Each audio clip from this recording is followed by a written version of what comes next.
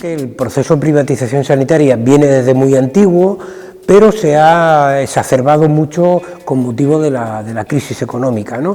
No porque fuera una necesidad concreta, sino porque se ha aprovechado la crisis para potenciarla mucho más. La privatización sanitaria se produce de una manera muy distinta dependiendo de las comunidades autónomas. Hay algunas donde ha incidido de una manera muy brutal, ¿no? Por ejemplo, la Comunidad de Madrid. En los años 70-80 del siglo pasado, Margaret Thatcher y Reagan ya establecieron este modelo y lo hicieron en colaboración con el Fondo Monetario Internacional, el Banco Mundial, la Organización Mundial de Comercio, o sea que y esa idea es muy clara, es desmontar los estados de bienestar, ¿no? Y eso se está haciendo en todo el mundo, en unos sitios más deprisa, en otros menos, porque en unos sitios hay más resistencias y en otros menos. La financiación de la privatización tiene que ver fundamentalmente con aquella parte que acaba saliendo de los bolsillos de la ciudadanía, ¿no? De las personas cuando tienen que acceder al sistema sanitario. Y esa privatización de la financiación, el exponente más claro está en el incremento del gasto de bolsillo, que es lo que las personas pagan cuando acuden a tener una prestación sanitaria, bien sea en lo público mediante los copagos, bien sea en el sector privado, ¿no? Por ejemplo, cuando van al dentista o al fisioterapeuta o se hacen una resonancia. Evidentemente que genera una gran desigualdad, porque la gente que puede hacer este desembolso económico es la gente que tiene un nivel económico más superior. La gente más pobre no tiene ninguna posibilidad de hacer el desembolso económico y por lo tanto se queda sin estas prestaciones sanitarias. En el año pasado 1,4 millones de personas no retiraron medicamentos que les habían prescrito sus médicos por problemas económicos, porque no podían hacer frente al copago. Uno es el que se hacen las personas individualmente pagándolo de su bolsillo, ¿verdad? Otro es el que se financia públicamente de una manera clara, como pues, por ejemplo, las mutualidades de funcionarios, ¿verdad? Y el otro es el que se financia en parte por parte de las administraciones públicas o por parte de toda la ciudadanía mediante desgravaciones fiscales, como es el caso de aquellas empresas que contratan seguros para sus empleados. Hay muchos modelos de privatización. El clásico eran los conciertos, ¿no? Que es el que se conoce de manera más antigua. Luego están lo que se llaman externalizaciones, que es la derivación a empresas privadas de la realización de determinadas pruebas diagnósticas, consultas o intervenciones quirúrgicas o lo que sea. Y luego están lo que ha tenido más impacto en los últimos años, lo que se conoce a nivel internacional como la colaboración público-privada, que son empresas que con dinero público la gestionan empresas privadas, ¿no? La provisión privada genera unos sobrecostes muy grandes que se detraen de los presupuestos de los centros de gestión tradicional.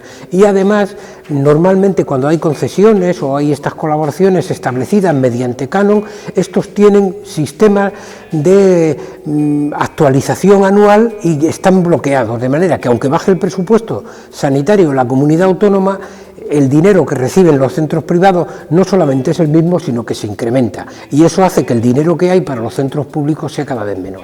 El Reino Unido en el año 65-70 era un ejemplo mundial, ¿no? De un sistema sanitario público, de calidad, de cobertura universal, de un funcionamiento excelente y a un coste muy bajo. Bueno, después de las reformas de Margaret Thatcher, que se han proseguido en el tiempo, pues ahora mismo el modelo del Reino Unido es un modelo muy privatizado, de muy mala calidad.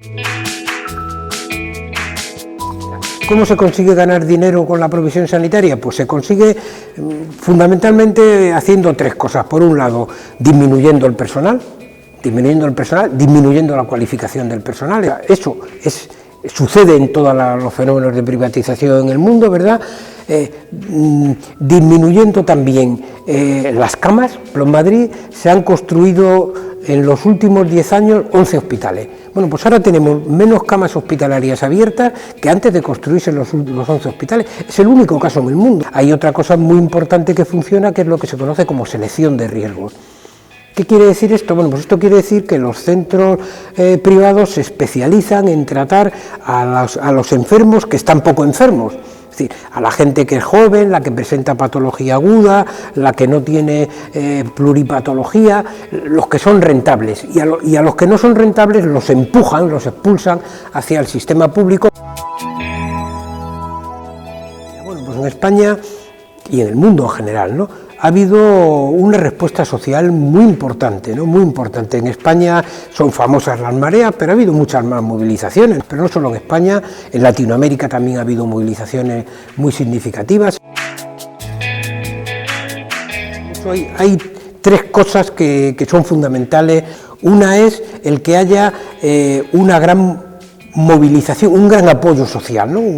Y eso es muy importante porque bueno, vivimos, por suerte, ¿no?, en unos sistemas democráticos donde hay elecciones cada X años. Un partido que desmonta el sistema sanitario público, que se enfrenta de una manera muy directa a él, lo tiene muy complicado, ¿no? Luego, que haya un sector profesional que esté comprometido con el sistema público, porque claro, si todos los profesionales están en contra del funcionamiento del sistema público, es muy difícil que las cosas funcionen. Y luego también que haya gobiernos que estén comprometidos con una política de mantenimiento de servicios sanitarios públicos de calidad. Todas las pruebas que hay a nivel internacional y en España es que estas privatizaciones encarecen de una manera muy notable el sistema público, ¿no? Es decir, por poner un ejemplo, es decir, en Madrid los hospitales de gestión privada y semiprivada multiplican por 8,56 veces el precio de la atención sanitaria, ¿verdad? En Burgos, por ejemplo, un hospital que costaba 200 millones de euros, ahora se ha colocado en un coste de 1.700 millones de euros. En Galicia, un hospital que costaba 300 y pico, se acabó contratando por 1.500 millones, o sea que hay muchas pruebas que evidencian que esto no funciona.